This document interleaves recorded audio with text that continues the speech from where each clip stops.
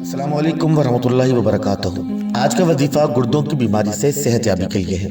आजकल लोगों में गुर्दों की बीमारी आम हो चुकी है, जबकि कुछ लोगों में गुर्दों की बीमारी ज़्यादतीस यानी कि डायबिटीज की वजह से आती है। गुर्दे वो अहम आज़ा हैं जो फुजलात को खून से साफ करके एक जगह जमा करते हैं। अगर गुर्दों की बीमारी किसी इंसान को लग जाए तो उसके जिस्म के अंदर जहरीले फुजलात जमा होने लगते हैं, जो कि डायलिसिस से निकाले जाते हैं। और डायलिसिस एक निहायत ही दर्दनाक अमल है। तो जो शख्स भी गुर्दों की बीमारी में मुब्तला है और वो सेहतयाबी चाहता है तो उसे चाहिए कि सूरह बलद, जो कि आप अपनी स्क्रीन पर मुलाहिजा कर सकते हैं,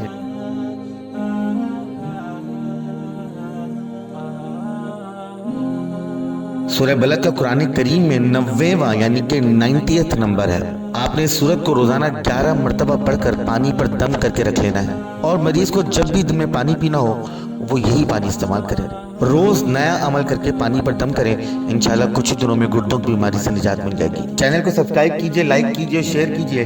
अस्सलाम वालेकुम वरहमतुल्लाहि वबरकातुहू।